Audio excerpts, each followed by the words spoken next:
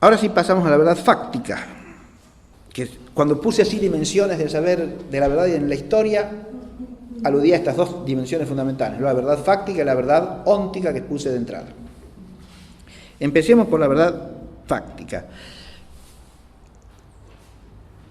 Ya hice alusión a que cuando uno trata de conocer los hechos del pasado humano, se encuentra con una realidad compleja. ¿No? En cuanto uno quiere enunciar algún hecho del pasado, ya empiezan las complejidades. Se advierte, fulanito hizo tal cosa. ¿Qué es lo que hizo? ¿Hizo eso? ¿Qué quiere decir eso? ¿Lo hizo él solo? ¿Lo hizo en parte? ¿Qué es lo que hizo? Los hechos tienen una complejidad enorme porque además los hechos humanos están enlazados unos con otros. Fíjese, los hechos que obra una persona ya presentan complejidad, ¿no? ¿Por qué? Y porque la persona puede haber hecho una cosa hasta cierto punto con una intención, con otra intención, con más de una intención a la vez, ¿no? O sea, el hecho puntual puede tener ya complejidad en sí mismo, que es la complejidad del ser del hombre y de las obras del hombre. Pero a su vez este hecho lo hizo en cooperación con otros, lo hizo frente a otros, lo hizo contra otros, tiene relación con muchas otras cosas, ¿se entiende? Entonces, nunca se puede ver o visualizar históricamente un hecho totalmente aislado, sino que está encadenado en una complejidad mayor o menor.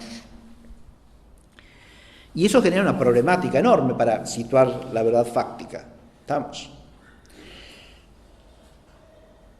Cuando hablamos de la verdad fundamental y la verdad exacta, ¿a qué nos referimos?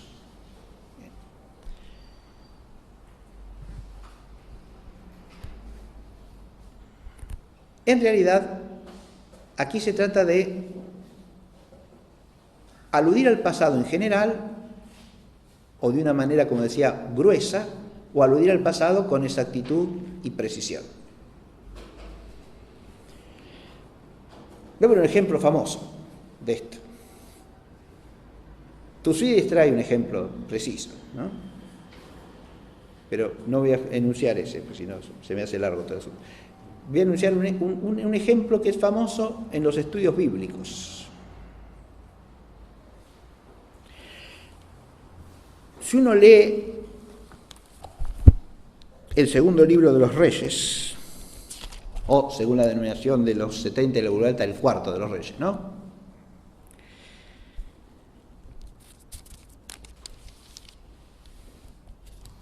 En los capítulos 16 y 17, reinados de Acaz y de Oseas, que son los dos últimos reyes de Israel, del reino de Israel, o sea, el reino del norte, ¿no? Se menciona a los reyes asirios que atacan el reino de Israel y que hacen campaña contra. ¿Está claro? Hay dos reyes mencionados. Uno es Tiglat-Falesar, que corresponde al Tiglat-Pileser de las inscripciones asirias. Es el mismo nombre con una pequeña variante, ¿no? Y luego se menciona al rey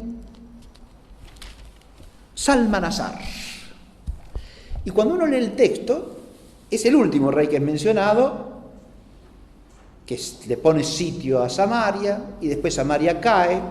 Entonces uno le puede quedar la impresión de que la caída del reino y el término del sitio de la ciudad de Samaria acontecieron bajo Salmanasar. ¿Está claro? Pero los anales asirios nos dicen otra cosa. Salmanasar fue el que planeó el sitio y el que lo ejecutó durante varios años seguidos. Pero cuando el sitio estaba por llegar a su culminación, se murió. Y lo sustituye en el trono Sargón. Entonces, cuando uno va a los anales asirios, encuentra con que en los anales de Sargón II, dice: al principio de mi regio gobierno, yo Puse sitio a la ciudad de los samaritanos, sitié, conquisté para el dios Asur, que me permitió coronar este triunfo mío. Me llevé como prisionero 27.290 habitantes de ella y equipé de entre ellos soldados para ocupar 50 carros de mi cuerpo real. Reedifiqué la ciudad más excelente de lo que había sido antes y establecí en ella gentes de países que yo mismo había conquistado. Puse un funcionario mío por gobernador sobre ellos y les impuse tributo según se acostumbra para los ciudadanos asirios. Disculpen. Esto se lo atribuye a Sargón II.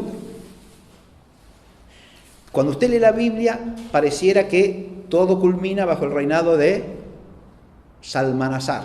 No dice en ningún momento que Salmanasar conquistó, pero tampoco dice que se murió. Le atribuye, la verdad fundamental está ahí. ¿Por qué? ¿Quién hizo el sitio de Samaria? ¿Quién la sitió durante varios años? Y los asirios reinando el rey Salmanasar. ¿Está claro?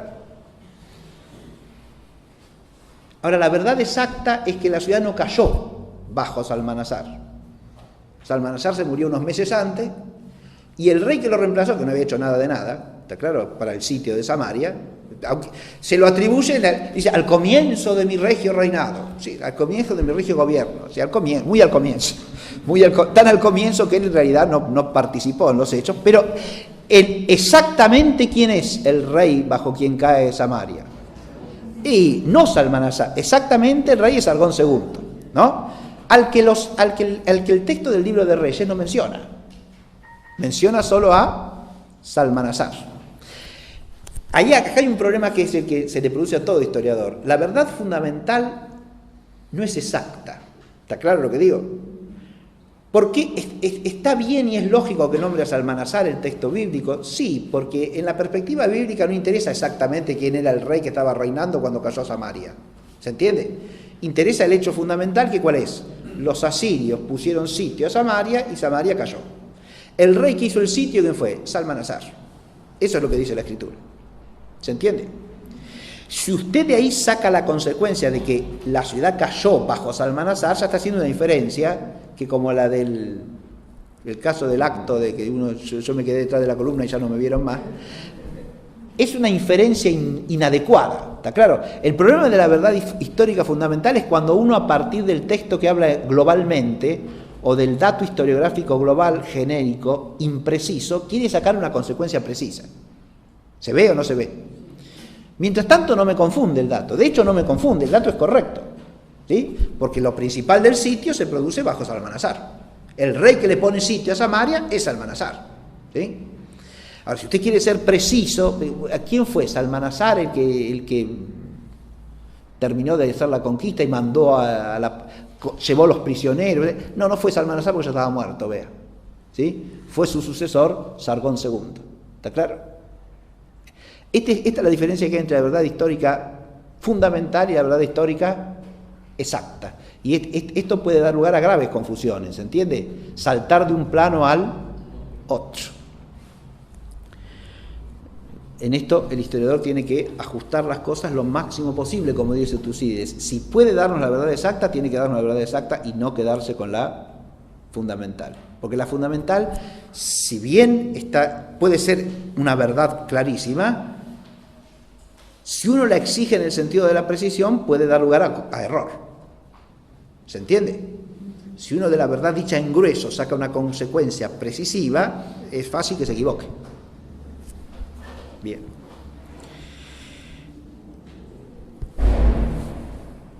Tucídides mismo nos dice que la verdad fundamental es la que suele circular en el conocimiento vulgar, ¿no?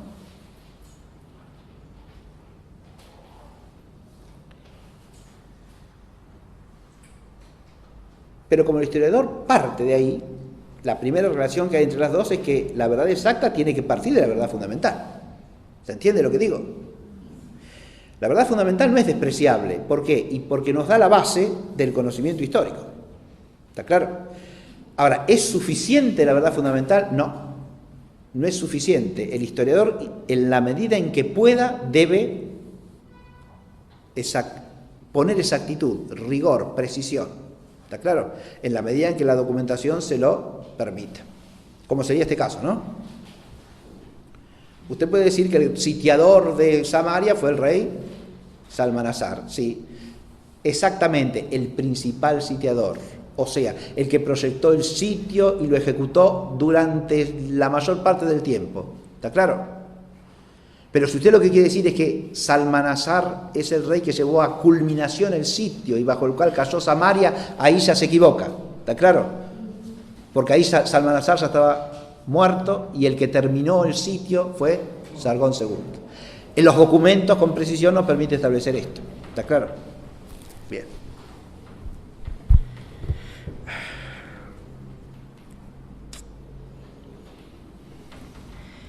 La verdad fáctica se puede ver propiciada o estorbada por las categorías historiográficas. Este es un tema fundamental. Porque cuando usted denuncia un juicio que describe un hecho o narra un hecho histórico, ahí está la verdad fáctica en juego, ¿no? Usa ciertos términos. Esos términos van asociados a conceptos. Estos conceptos, en general, si son conceptos de aplicación historiográfica, pueden llamarse categorías historiográficas. Ahora bien, las categorías pueden ser ajustadas a los hechos o no. Acá es donde se aplica lo que dije de los nombres hace un rato. El nombre que yo uso para describir o narrar es correcto o no es correcto, es ajustado o no es ajustado. ¿Me presenta el hecho como fue o ya lo distorsiona con solo nombrarlo de esa manera? Supónganse que yo hablo del arte colonial en la Argentina. ¿Está claro? Hay libros enteros que se llaman así, ¿no? Claro, es lo que se usa, el arte colonial. Ese nombre, historiográficamente, es incorrecto. Porque ese nombre supone que hubo colonia, que es lo que jurídicamente no existió nunca. Te habla del arte colonial, de las costumbres coloniales. ¿De qué colonia está hablando? Si usted explica el adjetivo colonial, es lo relativo a la colonia, ¿o no? Pero los reinos de Indias no eran colonia. Es una inexactitud conceptual, es un error conceptual. ¿Se entiende o no? Hable del arte indiano, hable del arte hispano-indiano, use un nombre que sea correspondiente a la realidad, no arte colonial. Este libro es un buen manual de historia griega antigua, se llama La civilización griega de François Jamot, muy buen manual. Tiene un capítulo entero que se llama La expansión colonial griega entre los siglos 8 y 7 antes de Cristo. Nombre absolutamente erróneo, porque de lo que habla ahí no es de la fundación de colonias, sino de la constitución de apoiquías, que eran polis independientes de la polis madre. Nunca puede ser una colonia eso. ¿Está claro lo que digo? ¿Cómo llama usted colonia a una apoiquía?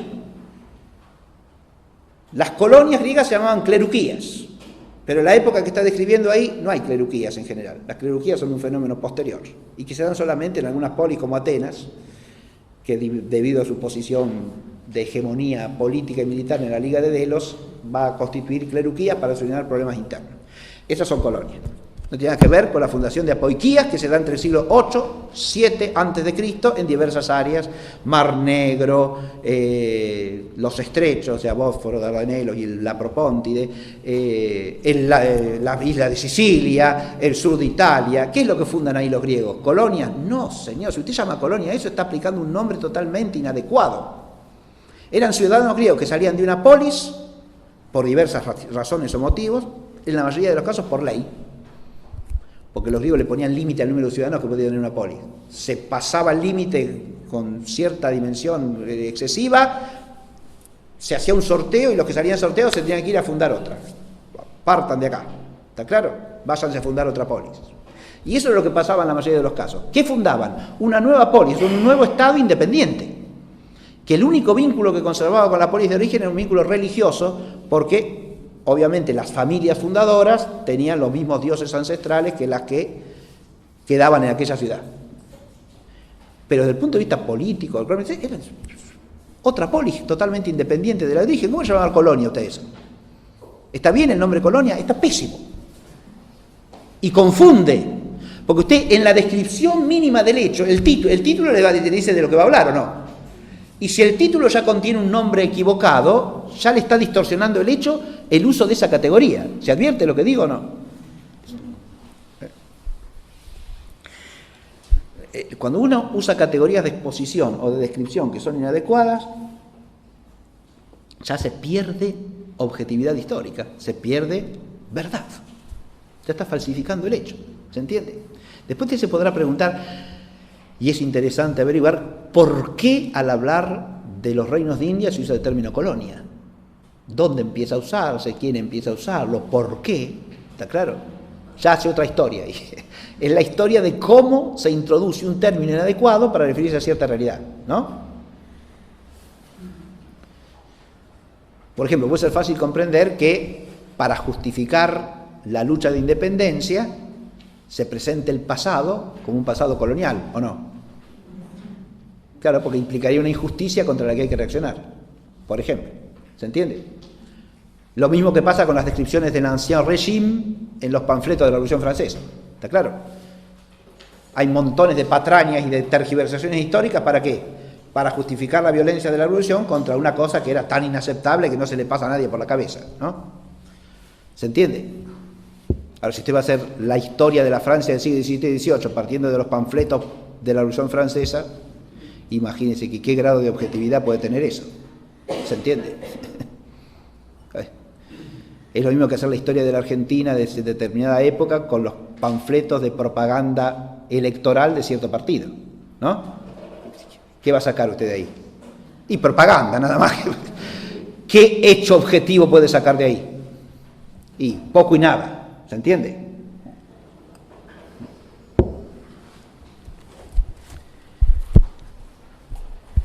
Muy bien, hay categorías entonces de descripción, hay categorías de periodización. El año pasado dedicamos un cursito al tema de la categoría Edad Media, ¿no? Pero eso se usa permanentemente. Usted dice lo medieval, lo renacentista, ¿sí? El otro día estaba leyendo un texto de Menéndez Pidal, muy erudito, interesante, como siempre, sobre la lírica española.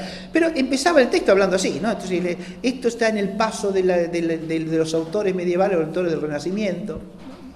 ¿Y qué quiere decir con eso? En realidad, esa expresión tiene poco y nada que ver con lo que después explica el artículo, porque el artículo no tiene nada que ver con eso. Pero él ubica el tema según categorías de periodización que le vienen de fuera, que son totalmente extrínsecas al asunto que él va a tratar, y hasta pueden ser opuestas al asunto que él va a tratar, pero que las usa, porque son usuales. ¿Está claro? Se periodiza así. Entonces con la gente yo digo eso y se ubica. En realidad se desubica. No se ubica. Se ubica si las categorías de periodización son objetivas, si corresponden con la realidad y por lo tanto son nombres verdaderos. Pero si son nombres distorsionantes, no se ubica, se desubica. ¿Está claro lo que digo? El nombre cuando corresponde a la realidad, cuando me lleva a un concepto que se corresponde con la cosa, ¿no?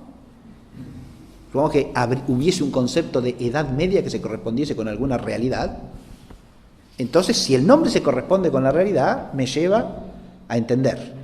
Si no hay realidad alguna a la que le corresponda el nombre crea una ficción que sustituye a la realidad. ¿Está claro? Crea una ficción que usurpa el lugar de la realidad. Entonces, hablo de algo que no existió como si hubiese existido y como si fuese lo que explica todo lo que pasó. Peor todavía. ¿Está claro? Porque si calificar algo de medieval o de renacentista ya me explica la naturaleza de esa cosa o de ese fenómeno, ya estoy haciendo que una ficción ideológica sea el fundamento que me explica y me permite comprender un hecho que aconteció en determinado siglo. Este pensaba así o actuó así porque era medieval, este pensaba así o actuó así porque era un hombre del Renacimiento. ¿Se da cuenta? Esto es frecuentísimo, ¿eh? Frecuentísimo. Las categorías de periodización como distorsivas de la realidad histórica. Bien. Y después tenemos categorías de interpretación y de juicio. Yo les cité un ejemplo en la clase pasada, ¿no? Que estaba leyendo una biografía que compré hace poco de Leonardo da Vinci, ¿no? Para hablar de un sueño que Leonardo tiene en su infancia, el autor recurre al psicoanálisis freudiano. ¿Está claro? Entonces usted, las categorías de interpretación que aplica pueden ser adecuadas a la realidad o No. ¿Está claro? Pueden corresponderse con la realidad objetiva o ser totalmente ajenas a la realidad objetiva. Ahí, lo mismo cuando se habla del régimen feudal de explotación económica. Bien. Ya con ese solo titulito enlazó un montón de cosas que hay que ver si tienen realidad objetiva como nombre. ¿Qué es el régimen feudal de explotación económica?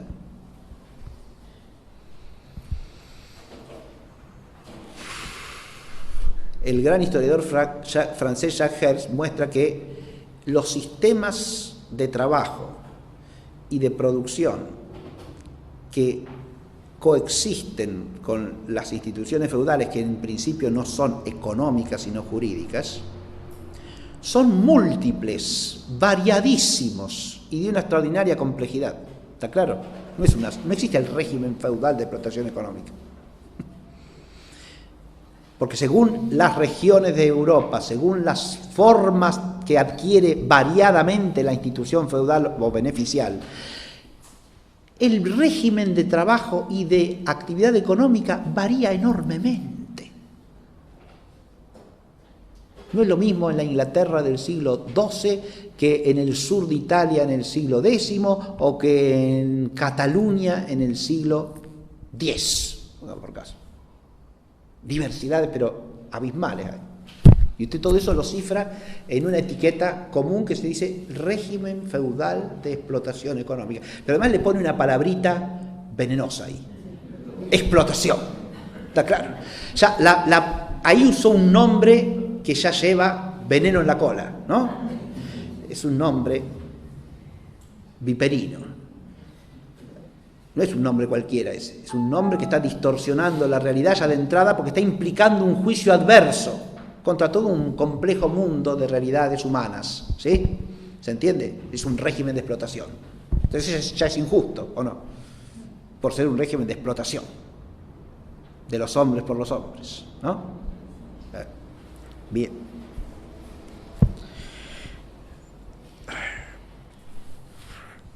La verdad óntica tiene tres aspectos fundamentales. Fíjense que ya cuando menciono esto ya estamos pasando de la verdad fáctica a la verdad óntica, ¿no? En las categorías de interpretación o de juicio ya estamos pasando de la verdad fáctica a la verdad óntica, porque la interpretación y el juicio que hacemos de los hechos históricos, una vez que los conocemos o a medida que los vamos conociendo, fíjense que la interpretación muchas veces precede a la fijación del hecho, ya la tenemos de antemano en la mente. Ese es un preconcepto o un prejuicio con el que el historiador se acerca a determinadas realidades. ¿Estamos o no? Las categorías estas de carácter óntico están en general en la mente del historiador antes de que vaya a estudiar el hecho, ¿sí?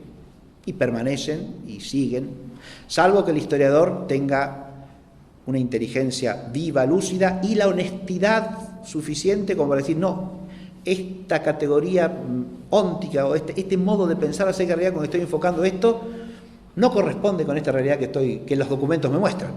¿Se entiende?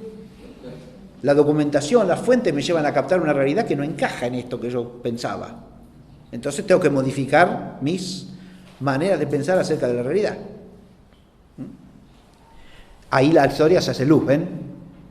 Para la inteligencia, porque me lleva a revisar nociones generales que yo podía tener adquiridas, pero por más adquiridas que estuviesen por mí, no son verdaderas por eso. ¿Está claro? Puede que yo me las tenga que extirpar del pensamiento para que mi inteligencia pueda captar la realidad adecuadamente, ¿no?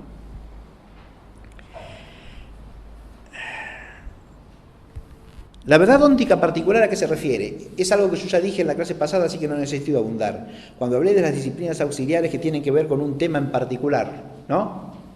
Esto es lo que tiene que ver con la verdad óntica particular. Si uno va a tratar en la historia de instituciones jurídicas, ¿puede hacerlo si no sabe nada de derecho? Y es obvio que no.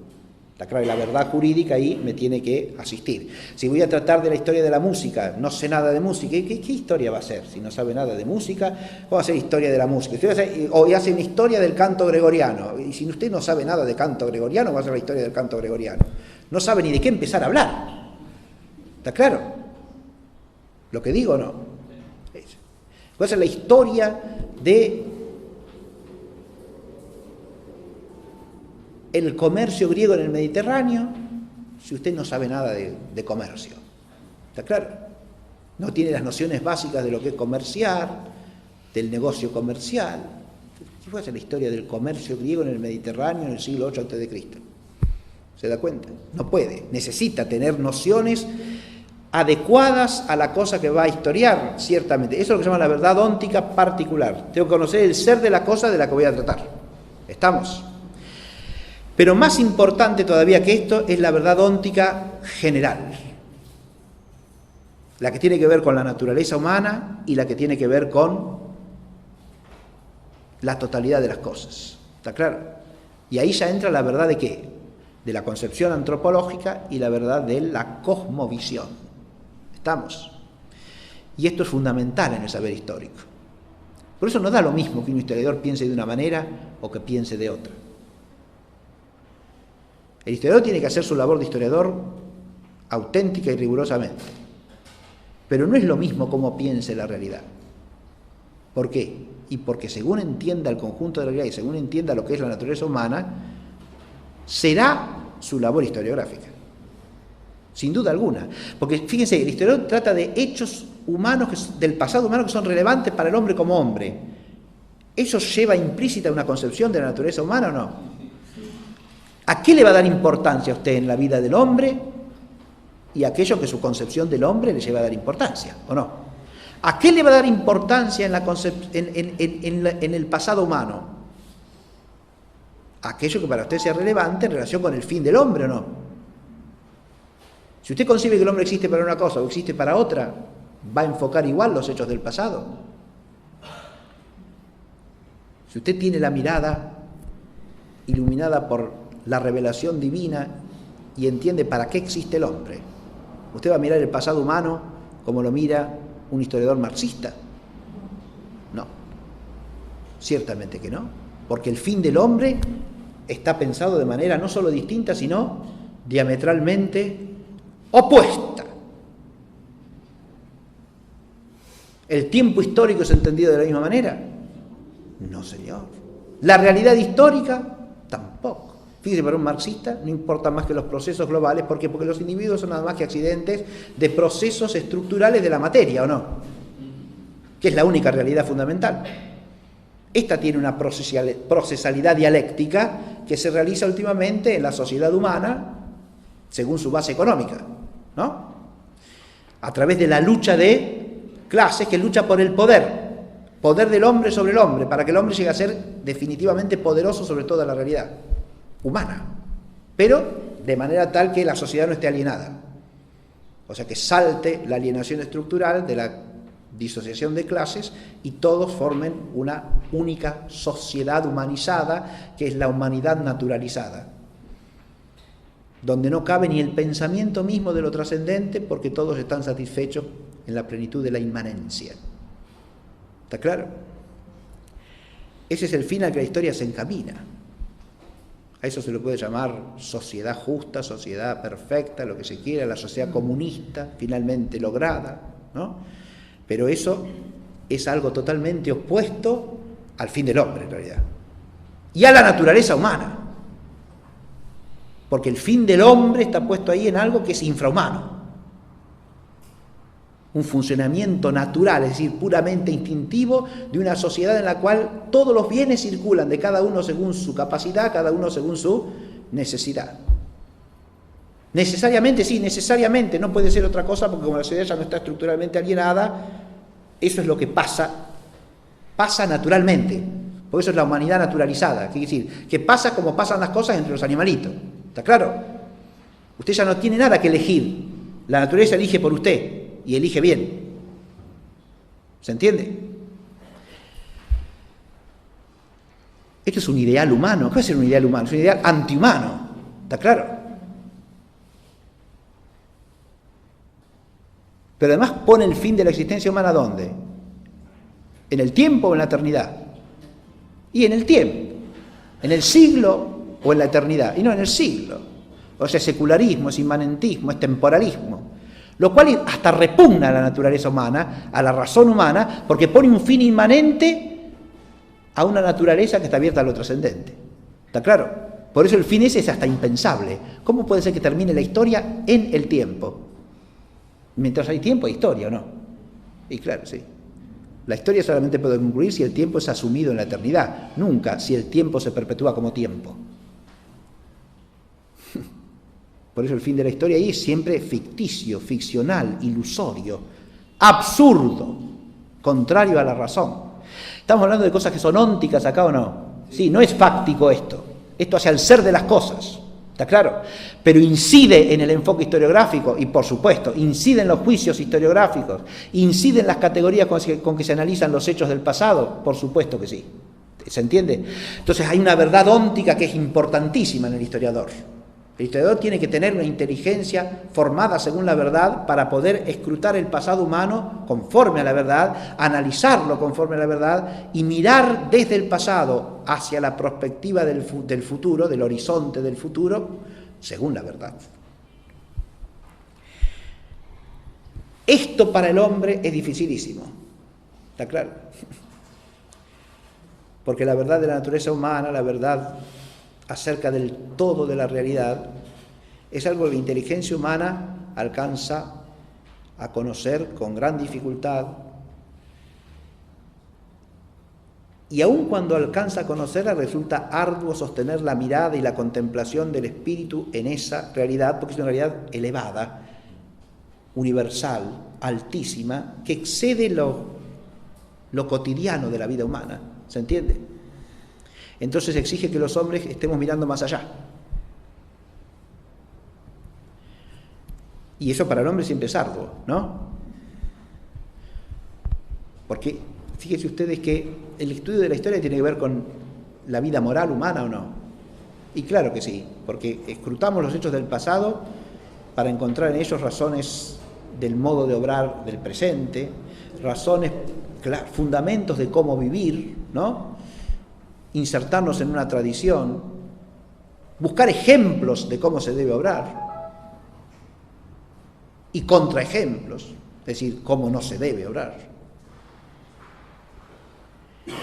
Todo eso también tiene que ver con verdades ónticas, sí, óntico-morales, está claro, sin las cuales la labor del historiador es totalmente infructuosa. Y no es cierto que haya algún género de historiografía que prescinda de esto, Los que pretenden neutralidad científica siempre involucran cierta concepción de la realidad que distingue entre lo que es correcto y lo que es incorrecto, aún en el orden moral. Lo que hay que hacer y lo que no se debe hacer. ¿Está claro? Porque ese marxista o neomarxista que habla o liberal también, que habla del régimen de explotación feudal, ¿sí? Porque los liberales son los primeros que despotrican históricamente contra el feudalismo, antes de los comunistas. ¿Está claro?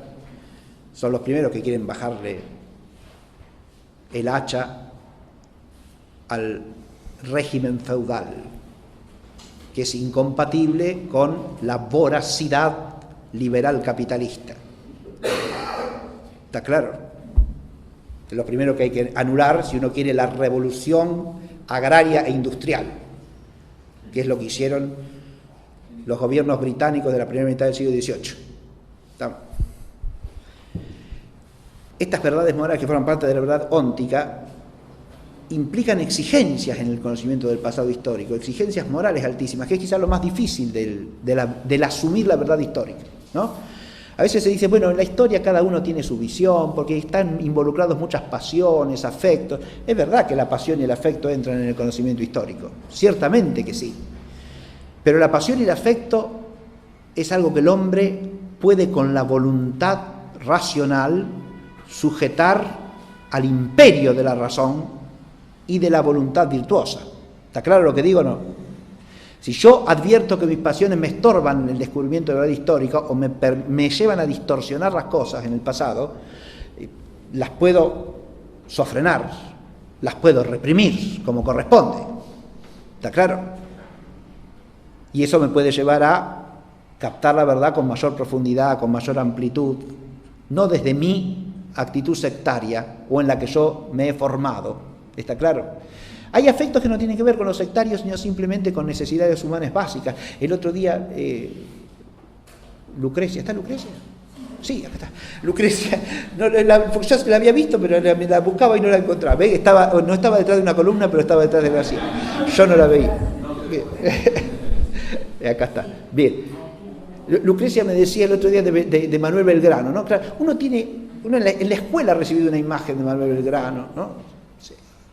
Manuel Belgrano, un santo varón, más o menos le decía yo, porque es decir, si uno se pone a estudiar la historia con cierto rigor, más o menos, mire, porque ahora no vamos a poner a hablar de Manuel Belgrano, pero Manuel Belgrano es un hombre con una cantidad de conflictos personales e incluso ideológicos, ¿no? Que no tiene nada que ver con la imagen esa que nos presentaban en la escuela. Nos decían 2 o 3 cositas, ¿no? Es el creador de la bandera, ya con eso aparecía como una especie con una aureola de santidad envuelto en la bandera argentina, ¿no? El Belgrano y la nación son una sola cosa. Bueno, después usted es una imagen un poco distorsionante, esa ya de entrada, ¿no?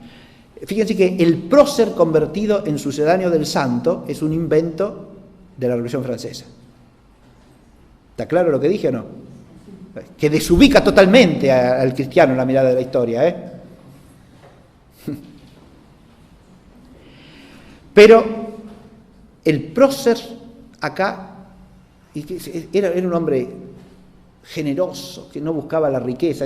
Ahí se lo asocia a un valor que es de la cristiandad, ¿o no? ¿Se entiende?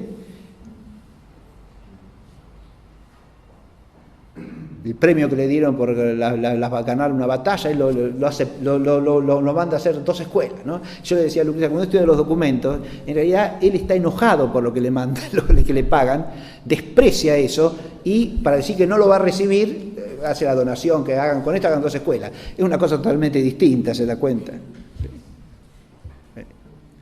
El hecho histórico no es que era un hombre desprendido, que todo lo que tenía lo daba le interesaba la educación. Bien.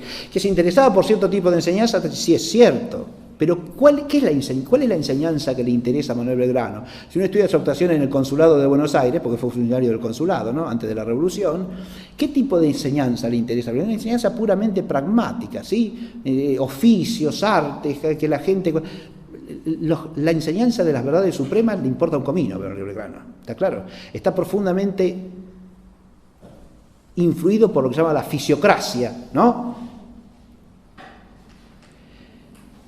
La fisiocracia, que es una de las ideologías distorsionadoras de la vida social humana durante el siglo XVIII más nefastas que hay, ¿está claro?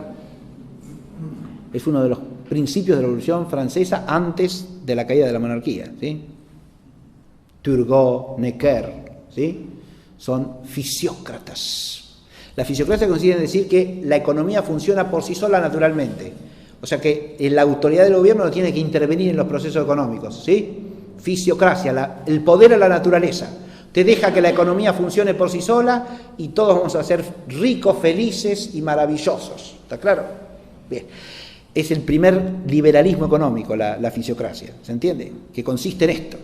La autoridad pública no tiene que meterse en los procesos económicos. Yo les referí en otra clase cómo esto está en la raíz de esa relativa carestía de pan que se produce antes de la Revolución Francesa, porque los fisiócratas en el poder, ya en la monarquía, ¿qué hacen? Suprimen esa institución plurisecular de la monarquía francesa, que era el acopio de grano. La monarquía copiaba los granos en las buenas cosechas y hacía una reserva para distribuir grano en convención con los gremios de panaderos, hacer el pan con grano gratuito que proveía la corona en el tiempo de carestía. ¿Está claro? Eso es corporativo, es intervención de la monarquía en el proceso económico, hace que todos seamos más pobres, más miserables, no deja que la naturaleza de la economía funcione por sí sola, hay que abolirlo, ¿me entiende? Eso es la fisiocracia. Belgrano está profundamente influido por la fisiocracia, ¿eh? Yo lo que no es hablar de Belgrano en el asunto, sino que cuando uno ha recibido de niño esa imagen, ¿no? Un hombre murió en la pobreza, qué sé yo cómo murió en la pobreza. Primero hay que ver si eso de que murió en la pobreza es así o no es así, si es exacto, hay que ir a la fuente, a los documentos. Mire, el padre Belgrano era un hombre rico, que sin necesidad alguna lo mandó a estudiar a España, porque acá había universidad, podía haber ido a Córdoba a estudiar, ¿no? No tenía que irse a Salamanca. Pero el padre lo mandó a Salamanca porque era una manera de hacer ostentación de que podía, simplemente, ¿está claro? Lo manda a Salamanca a estudiar. Bien.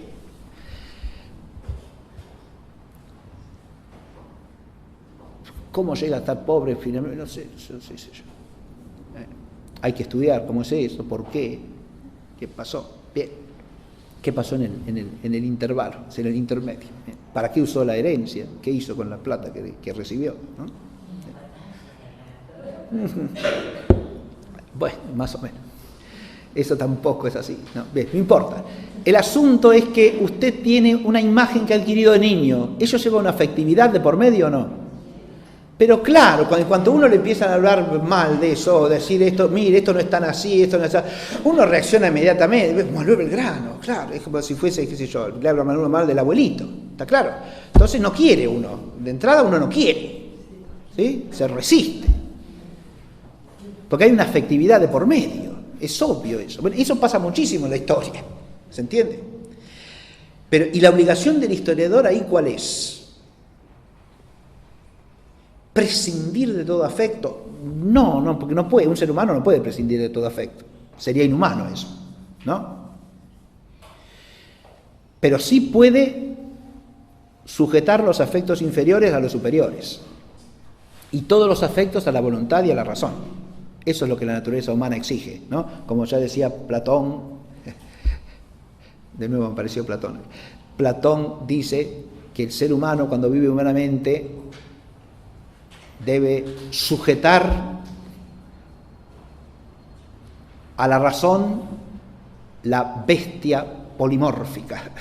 La bestia polimórfica es una expresión metafórica que usa para hablar del apetito concupiscible y del apetito irascible, de la parte concupiscible e irascible del alma, es decir, los deseos del hombre hacia las cosas que le complacen y la actitud irascible del hombre, es decir, la capacidad que tiene el hombre de combatir y de agredir y de soportar dificultades, ¿no? Si usted eso, la irascibilidad y la concupiscencia, no lo sujeta al dominio de la razón, se transforma en una bestia polimórfica. ¿Se da cuenta? ¿Qué quiere decir eso? Se transforma, es una expresión brutal pero magnífica, porque si usted no lo sujeta al imperio de la razón y de la voluntad, eso va para cualquier lado, ¿o no? Pero además, ¿por qué polimórfica? Y porque tiene multitud de tensiones que hasta son contradictorias entre sí, ¿verdad? Porque deseo por aquí una cosa, por allá otra, esto de aquí, esto de más allá, ¿sí? Me enojo desmesuradamente con quien no debo, no me enojo con quien debo, porque cedo a lo más fácil, a lo que más complace, a lo que me resulta más grato hacer, ¿no? A lo que me sale primero. Claro, no es que el hombre se haga propiamente bestia, pero se bestializa en su conducta, ¿se entiende? Lógico. Y polimórficamente, porque con múltiples formas a la vez, eso no tiene forma. Platón a lo que alude es a esto, cuando la directriz viene de donde debe, que es desde lo alto del espíritu humano, hay una forma unificadora de la vida humana, ¿se entiende? Porque hay principios que la rigen. En cambio, si usted está librado de las pasiones, ¿cuál es el principio? Puede haber algún principio, pero entonces la cosa se hace peor que la bestia polimórfica, ¿eh? Porque si el principio es la propia soberbia o la propia vanidad, hay principios, ¿sí? Las pasiones ahora funcionan todas en torno a un centro, pero es el centro indebido, ¿se da cuenta? Entonces, ya la bestia polimórfica no es tan polimórfica, tiene una sola forma, pero es una forma perversa ya, ¿sí? No una ausencia de formas, una pluralidad de formas, porque va para donde lo lleva el viento de la pasión, ¿sí? ¿Se entiende? Sino una cosa todavía peor. Pero todo esto se juega en el saber histórico sin duda alguna, ¿se entiende? Esta es la dimensión moral del saber histórico, ¿sí? Y ya terminamos. Lo único que quería agregar es esto: para que el historiador ejerza auténticamente el amor por la verdad y ejerza este dominio de las pasiones que es necesario para llegar a la verdad histórica, necesita una fuerza sobrehumana. Eso lo entiende cualquiera. ¿Se advierte lo que digo o no? Por eso ya los antiguos hacían de la historia algo bajo el amparo de la musa. Clio, la que está acá 2 veces en el programita, ¿no? Si la musa no protege al historiador, lo mismo que a los poetas, no pueden hacer nada que valga la pena, ¿eh? Eso cristianamente lo podemos decir mejor todavía, ¿sí? Sin la gracia de Dios, el historiador está casi perdido, ¿se entiende? Porque el apegarse a la verdad histórica exige una energía sobrehumana, una energía que solamente nos puede venir, si es buena, de Dios, ¿está claro? Y en esto es en lo que quería desembocar, simplemente para recordar que al historiador cristiano esto le viene de Cristo el Señor, ¿sí? Y como estamos todavía en la cincuentena pascual, recordemos que es por la gracia de Cristo resucitado que todo nuestro ser y todas nuestras capacidades, incluida la inteligencia que tiene que usar el historiador, están elevadas para ser semilla del reino de Dios, que es el fin de la historia. Muchas gracias por la atención prestada. La próxima terminaremos en el cielo.